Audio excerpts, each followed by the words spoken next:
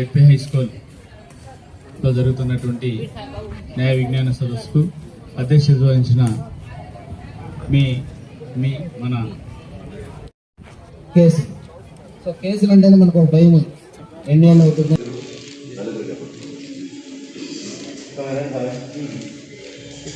శ్రీ గురుభ్యో నమః. హరి ఓం. ధ్రువంతే రాజావరణ ధ్రువంతే బృహస్పతే ధ్రువంత ఇంద్రశ్చ అగ్నిశ్చ రాష్ట్రం ధారయతాం ధ్రువం.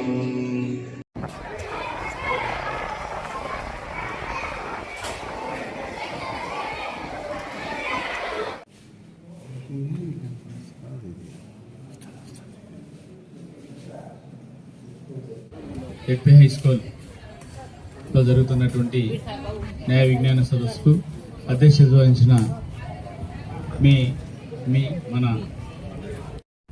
కేసులు అంటేనే మనకు ఒక భయం ఎన్నేళ్ళు అవుతుందో ఎన్నాళ్ళు అవుతుందో ఎన్నిసార్లు తిరగాలి. దానికి ఆల్టర్నేట్ కూడా ఉంటుంది. ఈరోజు దేశం మొత్తం 90 రోజుల పాటు ప్రత్యేక కార్యక్రమం జరుగుతోంది. ఆ కార్యక్రమంలో భాగంగా న్యాయవాదులందరూ ఈరోజు మన పాఠశాల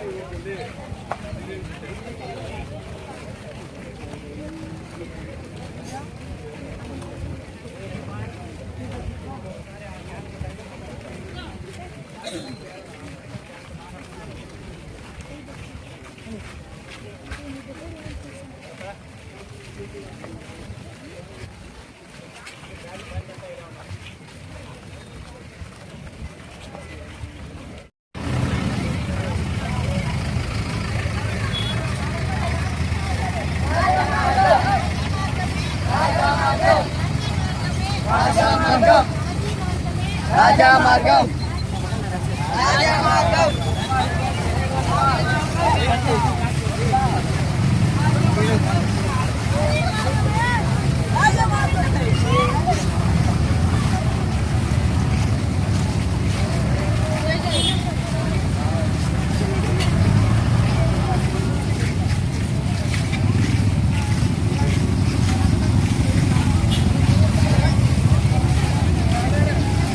ఈరోజు మీ స్కూల్కు రావడానికి ప్రధాన కారణం ఏమంటే ఆల్రెడీ మన సార్ చెప్పారు మీడియేషన్ గురించి అని. మీడియేషన్ అంటే మధ్యవర్తిత్వం. మీకు ఆల్రెడీ కొంతమంది పిల్లలకు తెలిసిండొచ్చు. మధ్యవర్తిత్వం అంటే ఈరోజు కేసుల్లో లక్షల కొద్దీ కోర్టులో కేసులు పెరిగిపోతున్నాయి. దానివల్ల సమయంలో వెంటనే పరిష్కారం కాక లక్షల కొద్దీ కొన్ని కోర్టులో వేల కొద్దీ, కొన్ని కోర్టులో వందల కొద్దీ కేసులు పెండింగ్ లో ఉన్నాయి. కేసులు అంటే మీకు దాని మీద పెద్దగా అవగాహన ఉండకపోవచ్చు. ఎందుకంటే మీ పెద్దలు ఎప్పుడైనా కోర్టుకు వెళ్ళొస్తున్నా చిన్న అని చెప్పారా బాబు? మీకు ఇక్కడ ఉన్న వాళ్ళకి ఎప్పుడైనా మీ పెద్దలు కోర్టు పని ఉంది వెళ్తున్నాం, లేదా లాయర్ గారి దగ్గరికి వెళ్తున్నాం, లేదా పోలీస్ స్టేషన్ దగ్గరికి వెళ్తున్నాం అని ఎవరైనా ఇక్కడ సంబంధించి ఎవరైనా చెప్పారా? మీ పెద్దలు ఎవరు ఉంటారా? ఒకరిద్దరైనా ఉంటారు, ఎవరు లేదంటారు. ఎందుకంటే కోర్టుకి ఎందుకు వెళ్ళామని. కోర్టు కంటే ఏదో ఒక సమస్య మీద, భూ సమస్య కావచ్చు, బాండ్ సమస్య కావచ్చు, లేదంటే కాలువ సమస్య, గట్ల సమస్య, ఏదో ఒకటి మనకు పల్లెల్లో జనరల్ గా విలేజెస్ లో గానీ, ఇండ్ల దగ్గర గానీ, ఇంటి జాగాల విషయంలో గానీ, భూముల తగరాలు గానీ, కెనాల తగరాలు గానీ, నీళ్ల సమస్య గానీ, ఏదో ఒక సమస్య అనేది ప్రతి మనిషికి వస్తూ ఉంటది. ఆ సమస్య పరిష్కారం అయినప్పుడు జనరల్ గా ఏమవుతుందంటే, పరిష్కారం కోసం చుట్టుపక్కల పెద్దలను, లేదంటే గ్రామ పెద్దలను, లేదంటే ఆ గ్రామానికి సంబంధించిన వయసు మళ్ళిన అనుభవజ్ఞులు వాళ్ళని కలుస్తాం. కలిసి ఏం చేస్తారు జనరల్ గా వాళ్ళు పల్లెల్లో జనరల్ గా ఇప్పటికి చూస్తుంటాం. ఏదైనా విలేజ్ లో ఒక సమస్య వస్తే ఖచ్చితంగా ప్రతి మనిషి ఇంటికి ఒక మనిషి వచ్చి చొప్పున పంచాయతీ నిర్వహించి, బాబు ఏం జరిగింది, నీ సమస్య ఏమి, ఇరు వర్గాల్ని విచారించి ఒక సామరస్యపూర్వకంగా సామరస్య ధోరణిలో ఈ పలానా వాళ్ళు తప్పు, పలానా వాళ్ళు ఉప్పు అని చెప్పేసి ఈ విధంగా నడుచుకోండి, ఇక మీదట గొడవలకు పోతండి, ఘర్షణలకు పోతండి అని చెప్పేసి పరిష్కారం చేసి పంచాయతీలు నిర్వహిస్తారు. సేమ్ అదే విధంగా అనుకోవచ్చు. ఎందుకంటే దేశవ్యాప్తంగా 1987లో లీగల్ సర్వీసెస్ అథారిటీ యాక్ట్ ని ప్రవేశపెట్టి ఆ రోజు నుంచి సంవత్సరాల తరబడి కోర్టుల చుట్టూ తిరగకుండా వ్యయ ప్రయాసాలకు గురి కాకుండా కక్షిదారులు సామరస్యపూర్వకంగా నిర్వహించేందుకు లోక్ అదాలతులు అనేది దేశవ్యాప్తంగా జరుగుతున్నాయి. దానిలో భాగంగానే దాదాపు ఇప్పుడు లీగల్ అవేర్నెస్ క్యాంపులు కూడా ఆ మధ్యవర్తిత్వం గురించి జరుపుతున్నాం. దాంట్లో మధ్యవర్తిత్వం అంటే మెయిన్ ప్రాబ్లమే ఇందాక చెప్పాను మీకు సమస్య ఏమనేసి. ఫర్ ఎగ్జాంపుల్ ఇద్దరు పిల్లలు కొట్టుకున్నారో లేదంటే తిట్టుకున్నారో లేదంటే ఏదో ఒకటి, మీరేం చేస్తారు? ఫస్ట్ నేరుగా క్లాస్ టీచర్ దగ్గరికి వెళ్తారు. తర్వాత క్లాస్ టీచర్ మీకు చెప్పి నచ్చ చెప్పి కొద్దిగా మీరిద్దరు ఒప్పుకోలేదనుకో అప్పుడు ఎక్కడ వెళ్తారు? హెచ్ఎం గారి దగ్గరికి వెళ్తారు. ఇక్కడ పరిష్కారం కాలేదనుకోండి పోలీస్ స్టేషన్ దగ్గరికి వెళ్తారు. తర్వాత ఎక్కడికి వస్తారు? కోర్టు దగ్గరికి రావాలి. కోర్టుకు వచ్చారనుకోండి, ఒక రోజు 2 రోజులు 3 రోజులు నెల 2 నెలలు సమస్య పరిష్కారం కాదు, దాదాపు సంవత్సరాల కొద్దీ తిరగాల. ఆ సంవత్సరాల కొద్దీ తిరగకుండా లోక్ అదాలతులు ఇద్దరిని పిలిపించి ఇద్దరి సమస్యలు విని ఇద్దరికి సమన్యాయం చేసేదానికి ఏర్పాటు చేసినవి లోక్ అదాలతులు. నిర్వహించడానికి న్యాయ విజ్ఞాన సదస్సులు కానీ మధ్యవర్తిత్వం మీద మీడియేషన్ అవేర్నెస్ క్యాంపులు కానీ, ఎందుకంటే కాలాతీతం అయింది, కోర్టులో సమయం ఉంది కాబట్టి, కోర్టులో వర్క్ ఉంది కాబట్టి.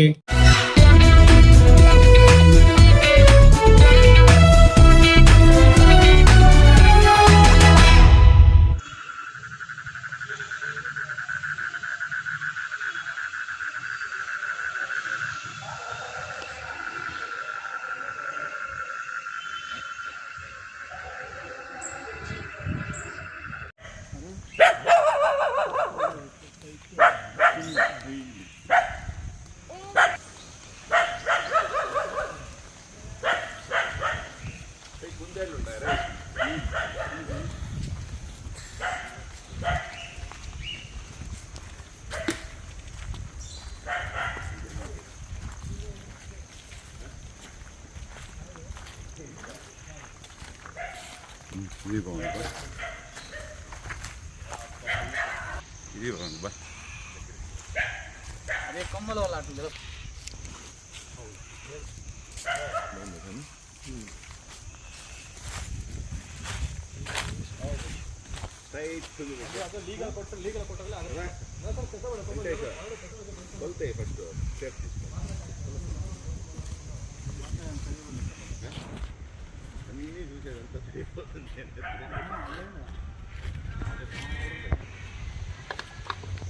ಗಿಡ ಎಷ್ಟು ಐತಿದೆ ನೋಡಿ, ಗಿಡ ಹೈಟ್ ಇದೆ, ಹಿಂಗೆ ಹೋಗಿರ್ತಾರೆ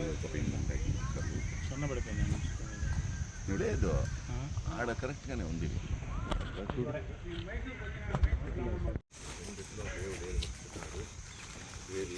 వీధిలో చుట్టి చూసి మనము సరిగా ఉండాలి, మనంతటి మనం సెట్ చేసేదాన్ని చెయ్యాలి. భగవంతుడు ఏది వస్తాడో 4 1 5 వస్తుంది ఇది. బా కవర్ కవరు వీడియో ఏం తీస్తున్నావు నువ్వు? పవన్ మాత్రం తీసుకుంటాను. వీడియో తీసుకున్నాం రండి, వీడియో ఫోటో అంత నలవత్తా ఉంది. ಅವ್ರು ಬಿಟ್ಟಿರೋದು ನಮ್ದೇನಿಲ್ಲ, ನಮ್ಮ ಕರ್ತವ್ಯ ಮಾಡೋದಷ್ಟೇ ಧರ್ಮ. ನಮ್ಮ ದೇವರಲ್ಲಿ ಅನುಜ್ಞೆ ತಗೊಂಡೋಕೆ ಬಾಲನ್ ಕರೆಸ್ತೀವಿ, ಅಂದ್ರೆ ಏನು ಚಿಕ್ಕ ಹುಡುಗಿ ಇತರ ತೆಗಿಸ್ತೀವಿ, ಅಲ್ಲಿ ಮುಂದ್ಗಡೆ ಇಟ್ಟು ಅಮ್ಮನವ್ರ ಹತ್ರ ಈಶ್ವರನ ಹತ್ರ ಪೂಜೆ ಮಾಡ್ತೀವಿ. ಸರಿ, ಬಾಲ ಚಿಕ್ಕ ಹುಡುಗಿ ಏನು ಗೊತ್ತಿಲ್ಲ ಪಾಪು, 8 ವರ್ಷದ ಹುಡುಗಿ ಇತರ ತೆಗಿಸ್ತೀವಿ. ಅದು ನಾವು ದೇವ್ರ ಆಜ್ಞೆ ಅಂತ ಹೇಳಿ ಅದನ್ನ ಇದು ಮಾಡ್ಕೊಳ್ತೀವಿ. ಹಾಗೆ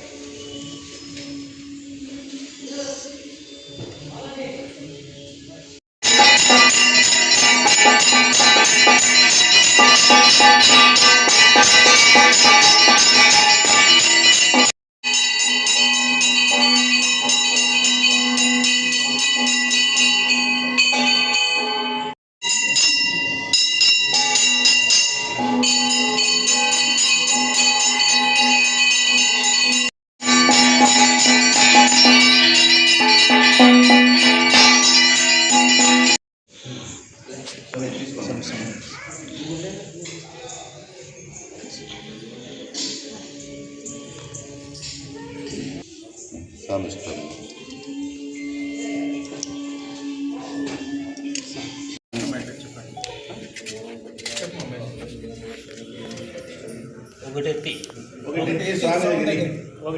దాంతో ఒకటని తెచ్చి స్వామి దగ్గర ఏదో నీకు ఇష్టం వచ్చిందే ఎత్తి. రెండిట్లో ఏదైనా ఒకటి ఇదేనా స్వామి ఒకటి ఎత్తుకో స్వామి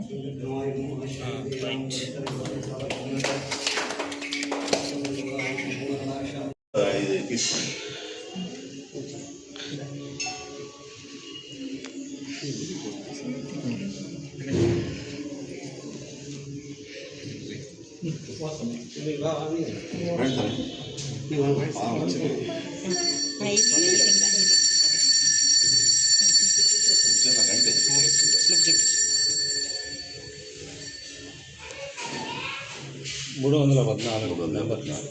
ఏం సార్ నెంబర్ అక్కడ షెడ్యూల్ నెంబర్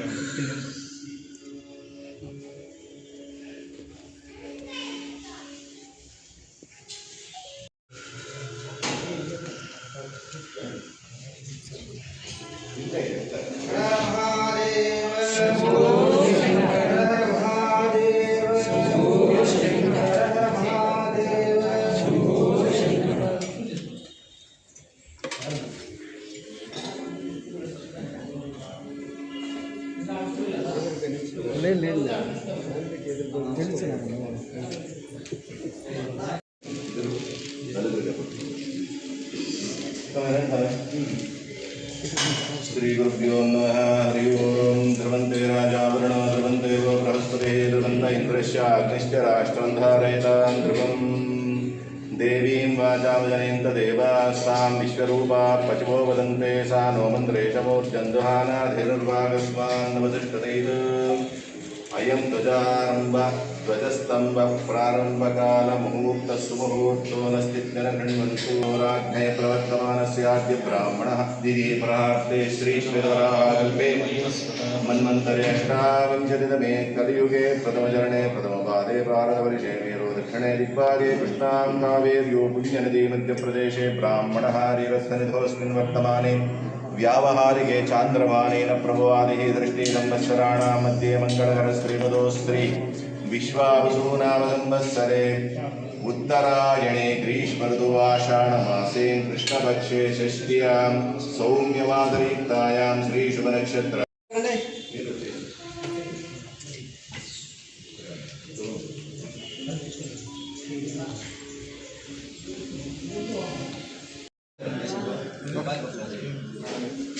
सदाशिवसमारम्भं शङ्कराचार्यमध्यमम् अस्मदाचार्यपर्यन्तं वन्दे गुरुपरम्परां.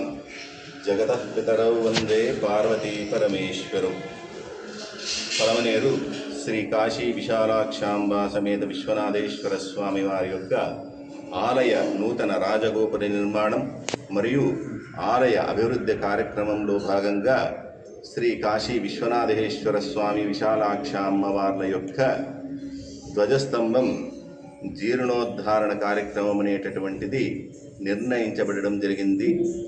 ఈ యొక్క సందర్భంగా మా యొక్క కార్యనిర్వహణాధికారి వారి పర్యవేక్షణలో వారి యొక్క ఆజ్ఞ మేరకు శ్రీ కాశీ విశ్వనాథేశ్వర స్వామి మరియు విశాలాక్షాంబ వారి యొక్క నూతన ధ్వజ ప్రతిష్టాపన కొరకు మైసూరు నుండి విరాజ్పేట వెళ్ళేటటువంటి మార్గంలో ఉన్న అటవీ క్షేత్రంలో 2 వృక్షాలను మేము పరిశీలన చేయడం జరిగింది. ఆ 2 వృక్షాలలో ఆ 2 వృక్షాలు గుర్తింపు కోసం ఒకదానికి 314 ఇంకొక దానికి 41 అని చెప్పి వారు ఆ యొక్క సంఖ్యలు నిర్ధారించారు. దాంట్లో ఆ కాశీ విశ్వనాథేశ్వర స్వామి యొక్క అనుజ్ఞ అంటే ఈ యొక్క ధ్వజస్తంభం ప్రతిష్టాపన కార్యక్రమంలో కూడా మనుషులే వెళ్ళి దాన్ని నిర్ణయం అనేటటువంటిది చేయకూడదు. ఆ యొక్క చెట్టు దగ్గరికి వెళ్ళి ఆ మృత్తిక వేరు దగ్గర ఉన్నటువంటి మన్ను ఆ చెట్టు యొక్క బెరడు ఏదైతే మనము తీసుకొని వచ్చి శ్రీ స్వామి అమ్మవార్ల దగ్గర ఉంచి బాల అంటే 7 సంవత్సరాల లోపల ఉన్నటువంటి చిన్న పాప దగ్గర దాన్ని తీసుకుంటే ఆ యొక్క విశ్వనాథుడు విశాలాక్షి అమ్మవార్లు ఏది అనుజ్ఞ ఇస్తారో ఆ యొక్క చెట్టునే మళ్ళా అక్కడికి వెళ్ళి ప్రాయశ్చిత్తాది సంకల్పం దారుచ్ఛేదన ప్రాయశ్చిత్త సంకల్పం చేసుకొని ఒక సుముహూర్త కాలంలో అక్కడి నుండి భూస్పర్శ కాకుండా ఆ చెట్టును ఇక్కడికి తీసుకొని వచ్చి దాని తర్వాత ఆ యొక్క చెట్టుకి జలాదివాసము మరియు తైలాదివాస కార్యక్రమం నిర్వహించి ఆ యొక్క ధ్వజస్థాపన కార్యక్రమం అనేటటువంటిది చేపట్టడం జరుగుతుంది. ఇటువంటి మహత్తరమైనటువంటి అవకాశంలో భాగంగా మా యొక్క ఈ యొక్క ప్రయాణంలో ఆ చెట్టును పర్యవేక్షించే దానికోసం పలమనేరు నుండి ఈ గుడి ప్రారంభ సమయం నుండి కూడా ఎంతో కష్టపడుతూ ఉన్నటువంటి వెంకటేష్ మేస్త్రి గారు మరియు ఆ చెట్టు పరిశీలన కోసం కొంచెం నిపుణుడైనటువంటి బాటల్ బాబు కుమారుడైనటువంటి వెంకటేషు మరియు దినేష్ ఫ్లైవుడ్స్ దినేషు వీరందరి సహాయ సహకారంతో ఈ యొక్క చెట్టును మేము వెళ్ళి పర్యవేక్షించి రావడం జరిగింది. ఈరోజు కూడా ఆ యొక్క 314 అనేటటువంటి చెట్టు మాకి ఏదో విశేషంగా ఉంది. ఎందుకంటే ఆ చెట్టు దగ్గరకు పోయిన తక్షణం ఒక ఉడత పైనుండి కిందికి పడి మళ్ళా అది చెట్టుపైకి వెళ్ళిపోవడం జరిగింది. అది శుభసూచకంగా భావించి, కానీ 2 చెట్లలో ఏది దైవానుజ్ఞ వస్తుంది అని చెప్పి అనుకున్నటువంటి సమయంలో విశ్వనాథుడు విశాలాక్షి అమ్మవారు ఈ యొక్క బాలారూపంలో మాకి ఆ 314 చెట్టునే మాకి తీసుకోమని ప్రశ్నలో వచ్చింది. కాబట్టి ఆ చెట్టు అనేటటువంటిది నిర్ధారించడం అయినది. కాబట్టి దీంట్లో భక్తాదులు కూడా గమనించవలసింది ఏమిటంటే, సుమారు అక్కడి నుండి ఇక్కడికి వచ్చేటటువంటి దానికి ఆ ధ్వజ వృక్షము 6,50,000 రూపాయల వరకు అవుతుంది. కానీ ఇక్కడ వెంకటేష్ మేస్త్రి గారు, ఆ బాటల బాబు కొడుకు వెంకటేషు, దినేషు మా సహాయ సహకారం ఉంటుంది అని చెప్పినారు. అంత పెద్ద మొత్తం కాబట్టి కావున భక్తాదులెల్లరూ కూడా ఈ మహత్తరమైనటువంటి అవకాశాన్ని సద్వినియోగం చేసుకొని కొంచెం ధ్వజ ప్రతిష్టాపన కొరకు ప్రత్యేకంగా ధ్వజస్తంభం తీసుకొని వచ్చే ధ్వజ ప్రతిష్టాపన అనేటటువంటి దాని కొరకు మీ యొక్క పరిపూర్ణమైనటువంటి విరాళాలను అందించి ఆ యొక్క ధ్వజవృక్షం పలమనేరుకు వచ్చిన తర్వాత కూడా పలమనేరు ప్రారంభంలోనే ఆ చెట్టుకి ఆ ధ్వజ వృక్షానికి విశేషంగా పూజాధికారులు నిర్వహించి గ్రామ ప్రదక్షిణాపూర్వకంగా